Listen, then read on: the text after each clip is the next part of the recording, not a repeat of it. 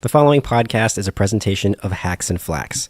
We're a partner podcast to the Echo Chamber and a production of March Communications, a tech PR and communications agency. You can listen to our show on iTunes or by visiting marchcomms.com. That's marchcomms.com.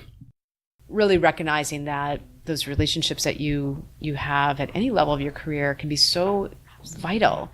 You know, keeping in mind that it's not just about today, but you really want to play for the long term. You know, some of our clients, I work with some of the same people I worked with years ago in other roles at other places.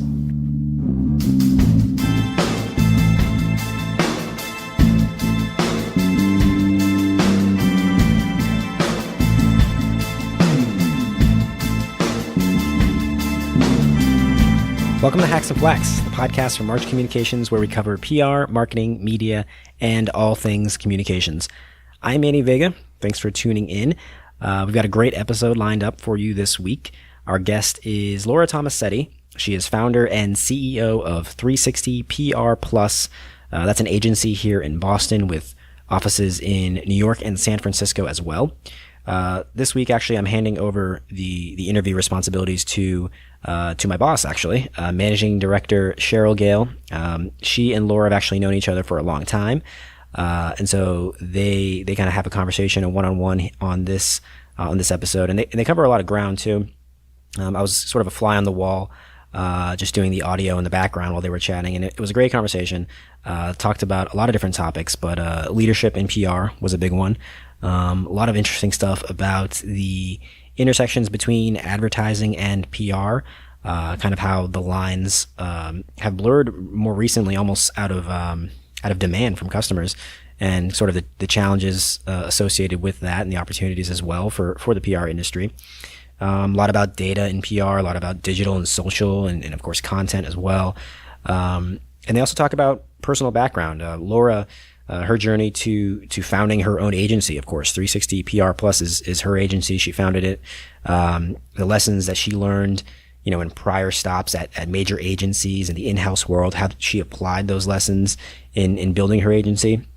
And then just the challenges of building a talent pipeline in communications, you know, like what kind of skills do agencies need to recruit for and to nurture in young professionals who are just entering the communications world for the first time. So this is something that, you know, I've heard Cheryl talk a lot about. We actually covered it on a podcast episode last summer. I want to say it was probably episode 40 or 41. But I know it's a topic that, you know, she's talked about a lot, and Laura's got some great insights on it in this episode from her own experience building her own agency. So a lot of ground covered in this interview, but also a lot of depth to it as well. So I think you guys will really enjoy it. But before we get started, just wanted to do some quick housekeeping. We just want to remind you that you can subscribe to Hacks and Flacks in a number of places. We encourage you to do so. That way you get the latest episode of the podcast delivered straight to your device when we come out. You can find us on iTunes, Google Play, Stitcher, and we're actually now on Spotify, which I was able to confirm just last week. So if you've got Spotify, you know, open on your desktop at work or on your laptop at work, you can search for Hacks and Flacks. You can hit follow, and you can listen right from your desk or your phone, you know, if that's more your thing. We also encourage you to visit us online. Our website is marchcomms.com. You can visit that to learn more about our agency and check out archive episodes of Hacks and Flacks. That's over on our blog. And again, the URL is marchcomms.com. So that's enough of the housekeeping for now. At this point, let's get into the episode. Again, this is Cheryl Gale interviewing Laura Tomasetti from 360 PR Plus.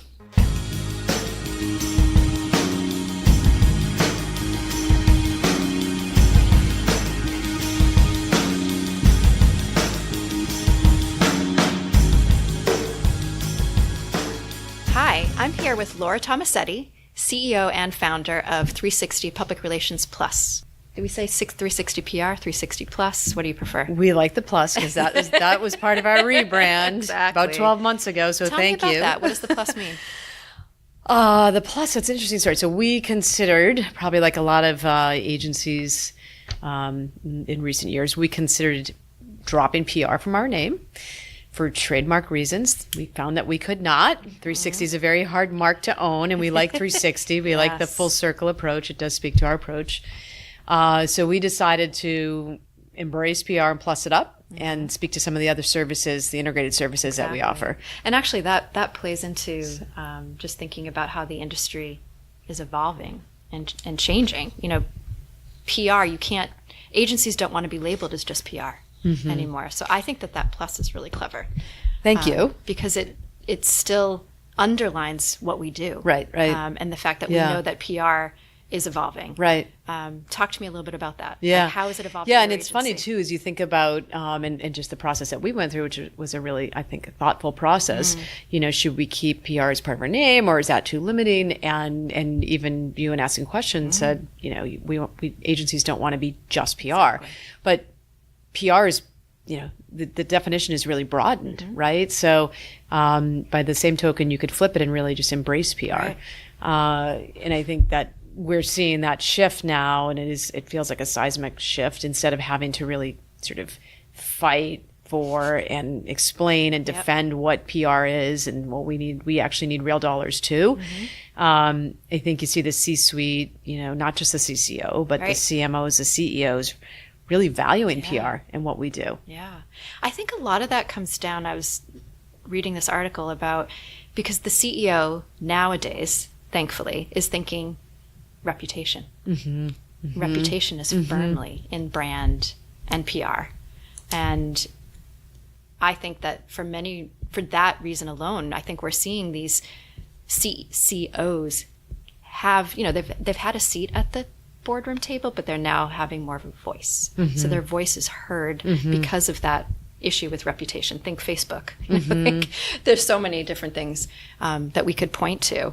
But I was thinking about a few other things that you just said in terms of, you know, the fact that reputation is keeping the CEOs up at night, how it's evolving, how there's now real dollars behind it, and we need real dollars, and they're putting real dollars behind it. Is some of that because of data, the fact that there is more data available to us, and there's more science behind what we do, so we can actually point to the data. Yeah, improve the value. Exactly, right? like advertising agencies do. Right. I mean, absolutely. Whether it's earned media or influencer marketing, anything connecting the dots to driving traffic. Yeah. Follower count growth or engagement, all of that, we can measure it too. Exactly. That's not tucked away in a secret box that one type of agency owns today. Right. So but it used to be. Right. And I think that, or as the marketers owned that. Yeah, and the channels changed too, right? Literally changed. It's not just TV anymore. Right. I feel like TV's sort of, something people, kind of include in the marketing mix, but they don't necessarily lead with anymore. Especially if it's a more entrepreneurial brand, they're not going to work in a big TV buy. So the channels are pushing us forward too. And so as you think about those CEOs, just to get back to that thought for a minute, because I thought it was a really good one. We used to think of thought leadership as an opportunity. I think you have CEOs and other executives and companies being pushed down that path now, right? Because you have all of these platforms for communications, and when there's an issue, and it doesn't have to be just an issue, when there's something happening related to a brand, good, bad, or otherwise, the publics are expecting to hear from the most senior leaders and instantly. So that, that's where our PR's stock value goes way up, because we know how to communicate across all those platforms and, at various levels, whether it's a CEO or it's, something that is more like an influencer. And it's about... And the CEO becomes the influencer too, right? Because people want to and do relate to brands, and they want to feel that those brands are authentic. And part of being authentic is, feeling as though you hear from the CEO when it's time to hear from the CEO, and that the company is talking to you as a customer with real concern. It's personalized, it's individualized. It's a lot of the things that we talk about every day in terms of the way that you need to build your brand. Going back to the data piece, how has 360 PR Plus brought data into the equation? Have you brought platforms or tools in to help measure? Do you work with the tools that your clients already have in place? I would say both, and the people piece of it is probably the most important. So we've also invested in training so people understand what they can get out of that, those platforms, so the platform specific tools, as well as some of the broader platforms, whether it's a social listening tool that we use, or something for influencer marketing, or something that measures earned media value. Right. So the training piece, Hopefully sometimes one tool can do all, but I don't think it does. we haven't found that yet. Yeah, We haven't found that yet. We haven't either. And in training our people to understand what the data means and to draw conclusions and connect dots is So a lot as of it's important as still the manual, technology. right? A lot Yeah, of it is. yeah, We the have a analysis. tool that can get you so far. Right. You know, Right. you And then still what does have it to mean? connect the dots. Right. Yeah. But how we use data at 360, it's really top and bottom. So anything we're doing is we're thinking about, developing a plan for a client, for a brand, for an organization, or if we're going through a pitch, Right. new business. Yep. We're starting with data, right? Because we want to inform the thinking, inform the Right. strategy. We're also still very much big believers in the big idea at 360. So, but before we get there, we need data. What is on the consumer's mind, or the audiences, in your Right. case, So it's B2B. not a big idea for big idea's sake. It's an idea It's that's steeped in informed. data. Yeah. Yep. It's going to be steeped in data.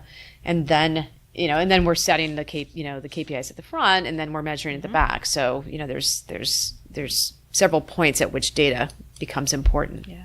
So, and in storytelling too. I know. A lot of times, as you know, we have an idea for a story, but we have to prove the point. Right. So we're using data to Right. tell the story Exactly. too. Yeah. Yeah, no, that makes a lot of sense. I'd love to go back to something that we haven't actually touched on, which is, how did you start your career? How did you land in PR? It's a great question. Hopefully someone out there will find this inspirational. Maybe not. Maybe they'll run in the other direction. But when I got out of college, and I'm not going to say when, because it will date me, my first job was, I was a copywriter. So I was a copywriter for Yellow Pages publisher. And I guess that does date me, because as your producer is sort of eyeing what's a yellow pages book, right? But I'm a firm believer that you can learn something at every place you go. And as I think about that, and I often think about that, that first job that I had, one of the things that I learned was how to write fast. So I wrote 20 to 25 ads a day. I also became a very fast typist. Yes. So I was very efficient. And then the ads also had an audio component. It was one of these companies that was just starting to take their content online. So I was essentially writing for both print and broadcast platform. And so that was, that was an interesting way to sort of start. But that wasn't really PR. Right. It was writing, Yeah. though. So I got Very some important part writing of it. chops and training. And then I went back to school for a master's in communications in DC. And I really started my PR career in DC. I worked for both Ketchum and then Porter Novelli. Oh, great. Yep. Okay. Yeah. What are, you talked about you're a firm believer in learning something at every place. So tell me about Ketchum, and particularly interesting Ketchum, just thinking about the fact that we also want to talk about, women, and how I think the stat is that, 70% of, no, switch it. PR is made up of 70% of women, yet only 30% actually have those leadership roles, especially in the big global agencies. So when Ketchum appointed Barry as the global CEO, was, a great day Right. for all of us. But, so just thinking about Ketchum in that way too. Yeah. But what are some of the things that you learned along the way, and how has your kind of leadership style evolved over time? Well, those were both incredible agencies to start my career at. I started at Ketchum first. I was an intern. I worked with incredibly smart people, some of whom are still with the organization, which I think speaks really well of that agency. And, just to sort of parse out some of the questions you asked, what I learned, if I can think back what I learned at each place, and just at Ketchum, I think one of the things I learned, beyond the subject matter, because they had some, as I said, very smart people and smart clients. I was working on Dow Chemical. So my first client was Dow Chemical. My first, I think, big pitch was something called the Dow Visible Scientist Program, which was really just a terrific program, bringing scientists into classrooms, but pitching Dow Chemical for Earth Day coverage was really challenging. Yeah. So I learned resilience because I had a lot of reporters that said, "You've got to be kidding me." And Dow has, Talk about brand and reputation and and Dow has really stuck with it, and I think done some great things. That program was a terrific program. I worked on a polystyrene recycling program for them too. So they were investing a lot in not just public relations, community relations, really good programming.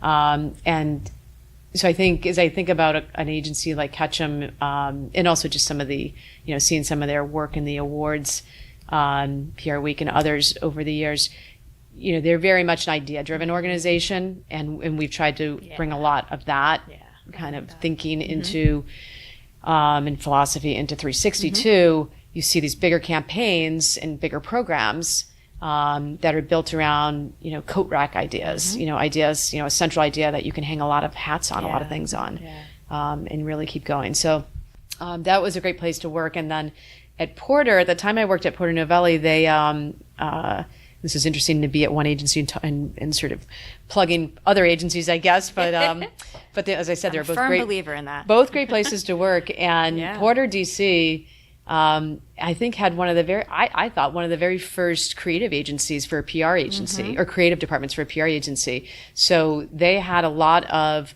public sector clients that they did public service announcements for and other consumer education programming for. So they had a full-on creative services team, people that they had brought over from DDB, that had come over from advertising. And so it was a lot of content creation. And that was 20 years ago. That's great. I didn't realize that. Yeah, and so that was really exciting to get to work with, first-rate creative directors that had just come from these big ad agencies and were coming into PR and creating not just a creative services department, but really a content creation department. So I think, as I think about that time at Porter 20 years ago, I mean, I think we had some of the first real content-centric campaigns. That's brilliant. So, and you can see how you are now applying both those things. Absolutely. At 360. Absolutely. I mean, the industry has sort of caught up with some of that. And that content marketing is very important to us at 360. I would say our studio team now is about 20% of the agency in terms of staff. So our studio team, and we just brought on a creative director from McCann, terrific creative talent, strategic creative talent. And there's a digital team as part of that group, as part of our studio group, and there's also a creative services team, and they can produce any type of content, short form video, long form video, all kinds of graphics, podcasts, et cetera, like we're doing today. Is the fact that it's called a studio team, where is that borrowed from? Well, we do have a studio within our space, so we did add a full service studio at the agency, so we can produce, we can edit just about it. We've got the green screen. Yeah. I mean, I think the thing is with, content marketing at PR agencies, and at least what we're doing at 360, there's the bigger pieces of content that we like to work on, and that, that campaigns need, that we can build a lot of things around and slice and dice a lot of different ways. But we have to be nimble content creators. So I love having that. I love that our team has access to that studio space and can just sort of, jump in there, grab some shots. Put it out over whatever social channel makes the most sense. It feels like you can never have enough content. I'm sure people would argue with that. And it does need to be compelling content, and but some days it feels like you can't have enough content. Right. And so DC to Boston, or was there a stop in between? So DC to Boston, and you also asked about women that I worked with, and I would say both women and men at both those organizations. I mean, I was just really fortunate to have incredible mentors, and both senior women and senior men, and then I returned to Boston because when you're from Boston, that's what you do. Exactly. It is one of those cities that people It is one of those cities that people come back to. Yeah. I think there are cities that people leave and probably just never look back. Don't look at it in the rearview mirror. They're gone. They're done. But I just actually saw Bruce Springsteen on Broadway last weekend, which was phenomenal. And he talked about how when he left New Jersey, he said, "I'm never going back. That's New Jersey's kind of where I came from, and I'm just going forward. I'm not looking back." And lo and behold, at 60-something years old, he said he has returned to New Jersey, lives 10 minutes from where he grew up. I love that. never forget your roots, I guess. Yeah. So I came back up here and I was working for another agency and then worked in-house for Hasbro, which was a client. Went in-house, really liked my time there. And then... How long were you in-house for? I forgot about that. Just a few years. Yeah, that's good to just get a few that years. I worked on the perspective. business longer, agency side. Yeah, I loved my time in-house. It was different, though. I spent a lot of time in meetings, and I really do enjoy being a little less encumbered and being able to, certainly, have meetings where we're talking through strategy. And we're working as a team, but I also like to be able to sort of, at the end of the day, point to something that I created, produced. Yep. And I think that's challenging in corporate environments. It really is. I think that's what if you're in-house or agency. Yeah. And I also miss team. I think at least a communications team, because when you're in a company, there may be a few of you on the communications team, or maybe you're in a very large company, you're fortunate to have a very large communications team. But most, the department I was in, we had, it was three of us. So I was the VP of PR, I had two people working under me. And so the team is really the other department heads and, that you're working alongside of. But there's nothing like being in an agency when you can run down the hall. Hey, what do you think of this idea? Right. And just get 10 people on an idea in like 10 minutes and have all those different perspectives. Yeah. And make things better. Right. Right. Tell me, what was your inspiration for 360? For 360, so... or catalyst. So the catalyst. So this is sort of not really inspiring, I guess, because I kind of backed into it. I was working at the time for a nonprofit because I had done a number of things, agency and corporate, and was approached by a nonprofit and recruited to go work for head marketing for a nonprofit arts organization, which was a really interesting experience too. But I learned really quickly that wasn't for me. Our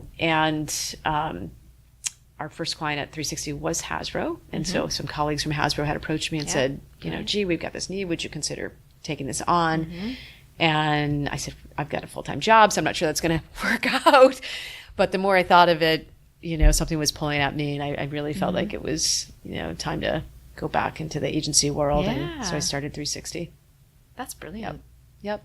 And then look where you are today. To follow the opportunity, right? And I think, if there's a takeaway from me as I think about sort of a common thread across the places that I worked and going from agency to in-house back to agency, it really is people. So just, really recognizing that those relationships that you have at any level of your career can be so vital, and really, keeping in mind that it's not just about today, but you really want to play for the long term. So I today, some of our clients, I work with some of the same people I worked with years ago in other roles at other places. I have exactly the same story where, my mentors from Weber, at the time called the Weber Group, right? They're still today are my mentors. I mean, one in particular, we've known each other for 30 years, and she's helping me, grow my agency. Patty. That's fact, yes.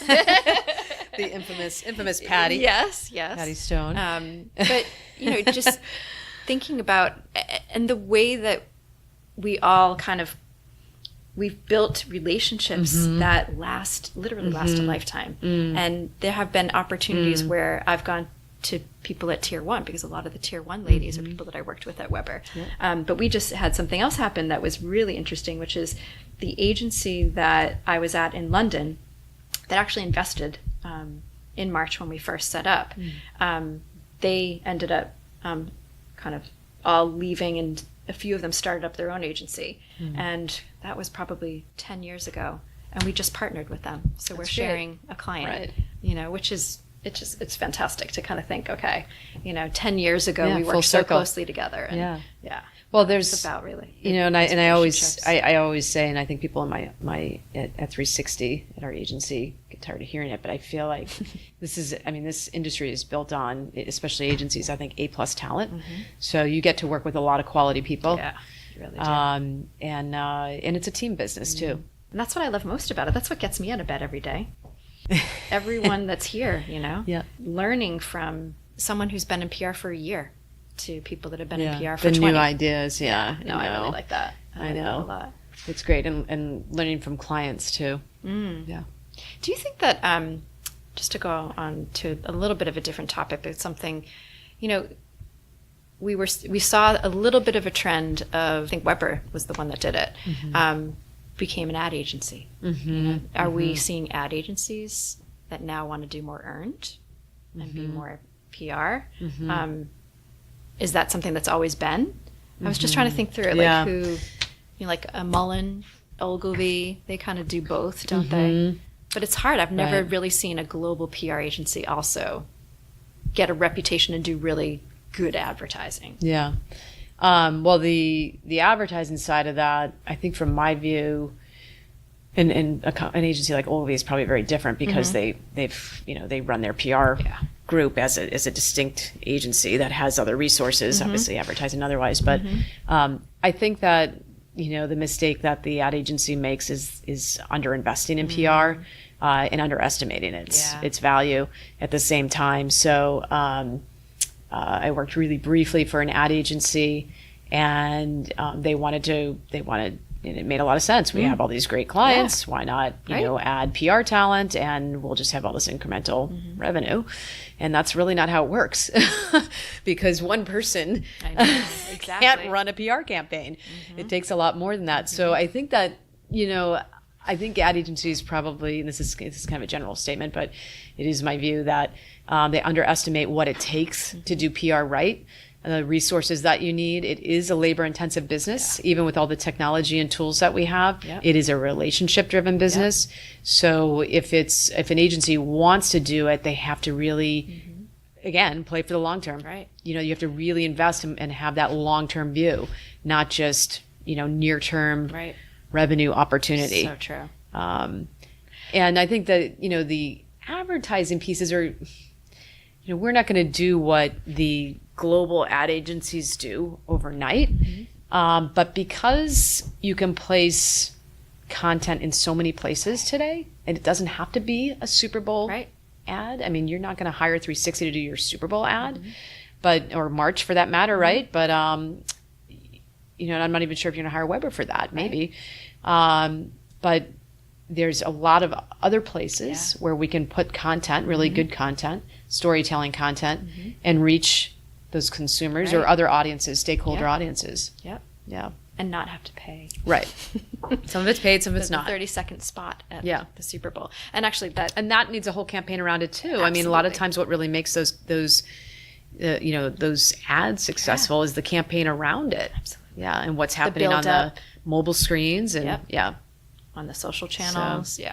So it was interesting because through the Publicity Club of New England, little plug there, Laura very kindly hosted a panel on influencer marketing.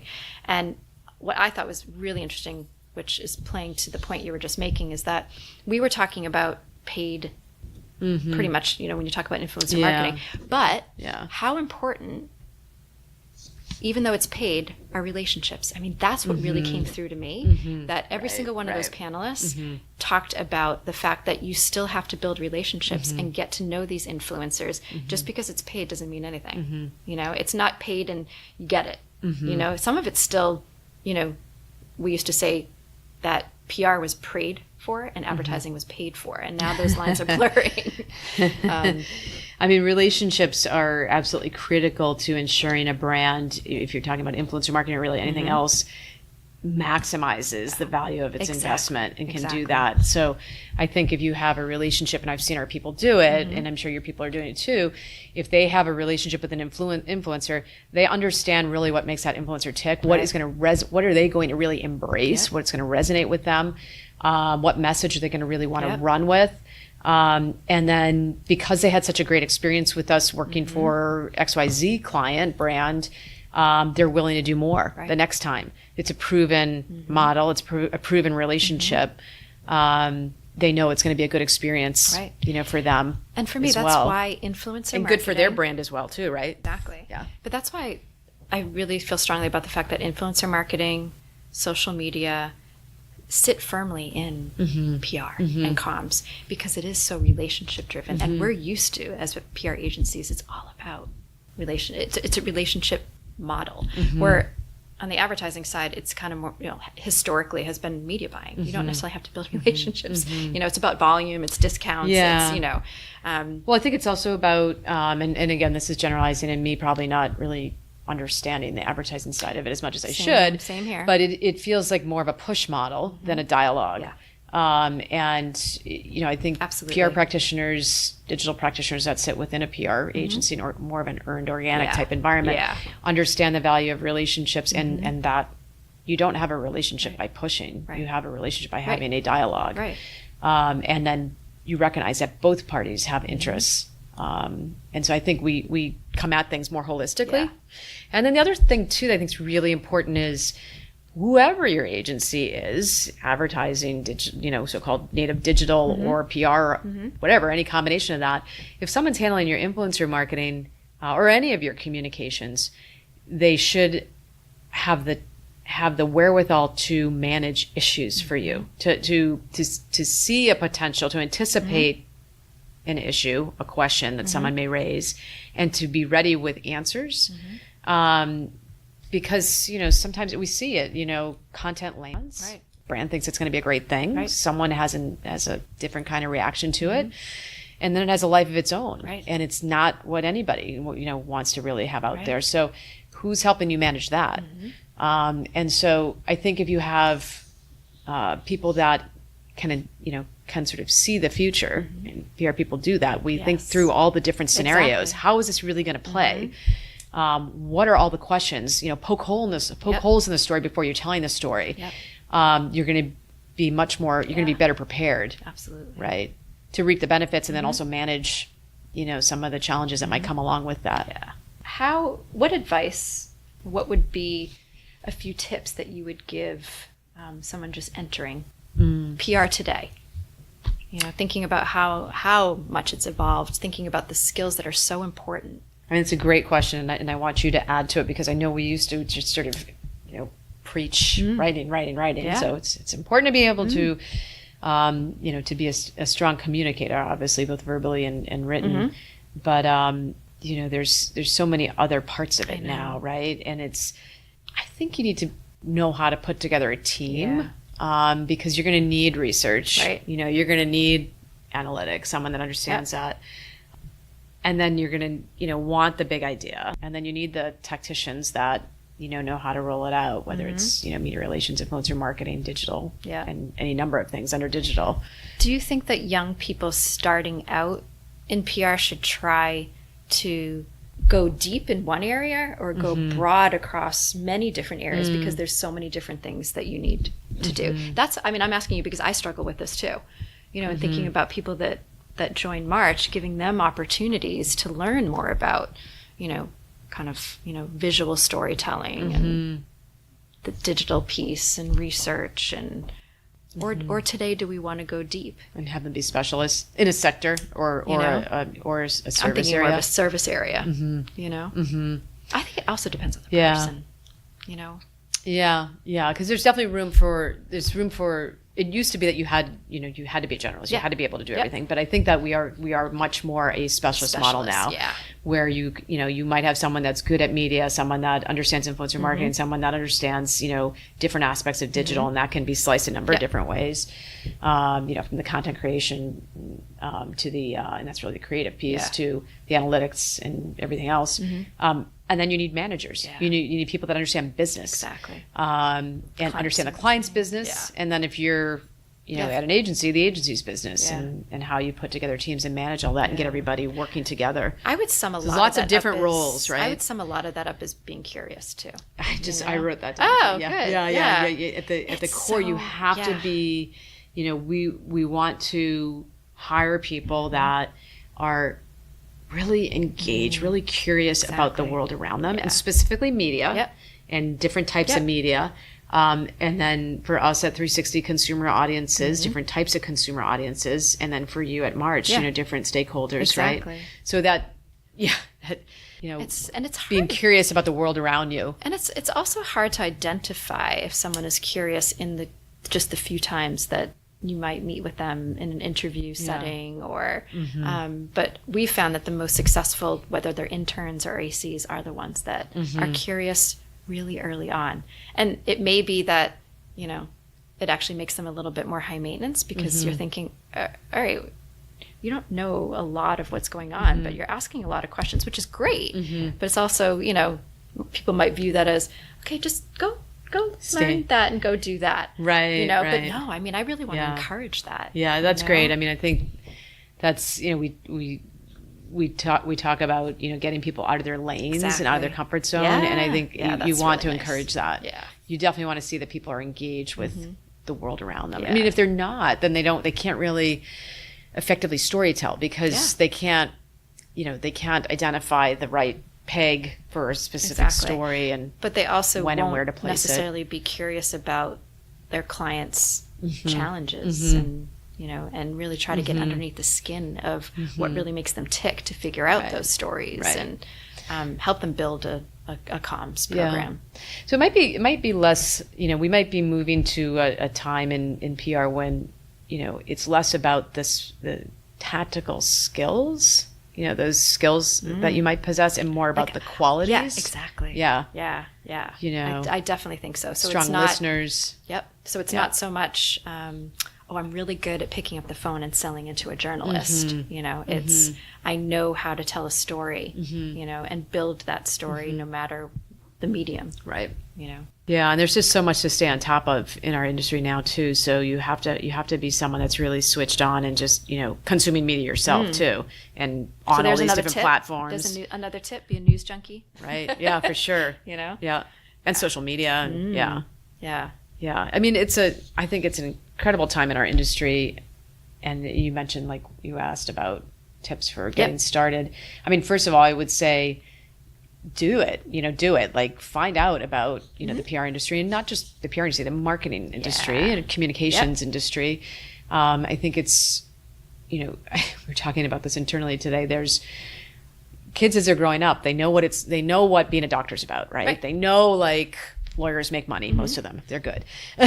You know, PR person, you know, I don't know, a community manager. These are things they don't know about, right? So how do we have an obligation to educate and appeal to that next generation so that we can create that, you know, that pathway for more candidates and hopefully more diverse candidates too, with different perspectives in our industry. I'm really impressed with, there are a few universities, BU being one of them, that take their PR and comms students on agency tours to New York and local agencies here. Yeah. It's fantastic. It's part of the PR Labs group at BU that Amy Chandler heads up. But then I noticed that other universities, so Emerson is coming to us, or maybe did this week or next week, so that we can get in front of those students and talk to them about what we do.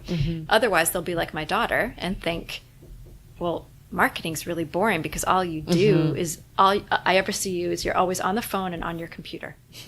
That's all you do. That's such an interesting perspective. But you could say that about any person in any industry today, right? Yep. We're all looking at our phones constantly. Yeah, I know. I mean, I think at the core as I think about, you know, the difference between going into like an advertising agency, at least if you're the account side, it's really more about management. Yeah. In the PR industry, any of the roles, even the specialist roles that we're talking about, the digital team and everything else, it's really about, you know, being a creator. Yeah. You know, coming up with that idea, coming up with the story, placing the story, creating the content, you know, it's amplifying. We're creating. We're creating. Yeah. So you have to, and that's exciting, right? To get to create every day. I know. No, that's another reason I get out of bed too. Yeah. Yeah. The creative part, we are in a creative business. And that I think is, for me, one of the most exciting aspects of our business. It's different every day. Yeah. Is there anything, I mean, we probably haven't covered, you know, this idea about women in PR, you know, as much as we could. Well, I think any thoughts on that? All of us in the industry need to do better with bringing more diverse candidates into our organizations, whether that is gender diverse or multiculturally diverse, diverse kinds of thinking. So I see sort of this broader opportunity and challenge for us around diversity. And I know it's something that we are trying to tackle at 360. Some of the numbers, and you had shared them with me, and I know they're, ripped from our headlines. So there's, they're steeped in data. Yep. There only 30% of PR CEOs are women. That, it's kind of surprising to me, because of all the women leaders I know in this business. And I think if you look at, I know in our sector in consumer, there's a lot of senior women. You guys work a lot in tech. And I know you mentioned, if you get into a boardroom, it can often be a lot of men. Yes. Right? So maybe it's certain sectors, I think so, and that are more challenged. And then also I would say agency size factors in, because if you look at, small to mid-sized agencies, I think there's many more than a third of those are, our CEOs are women. Yep. Yeah, it's more the top 5. The larger global agencies, is where that stat comes from. So it's which the have changed and are Omnicoms, making the progress, WPPs, right?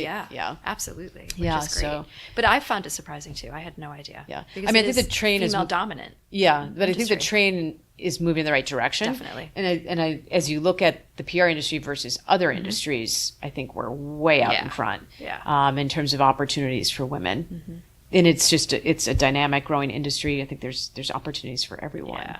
Yeah. I think the thing that always struck me, going to so many at a very, early in my career, in tech, you kind of start off your career in tech PR, going to a lot of conferences and trade shows, and walking the show floor. And one of the things that really struck me early on was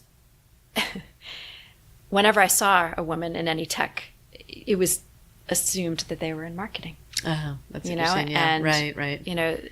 Right. Any of the men felt the same way. They would walk up to you and say, "Oh, you must be in marketing," because it's just in tech. If you're a woman, you're in marketing. Right. I hate that. Yeah. I think that's Has that definitely. changed? I definitely think so. There are, I know many more women engineers, and CTOs and CIOs and COOs. So yeah, I definitely think that's changing. Yeah. And we're in a growing industry, which is great too. Glad we're in it. I'm glad we're in it together, Laura. Yeah, me too. Thanks for having me on. Thank you very much. Really appreciate it. I just want to state for the record that I'm not a hack. I know this is the March Communications Hacks and Flacks podcast, but I'm not a hack. Thank you.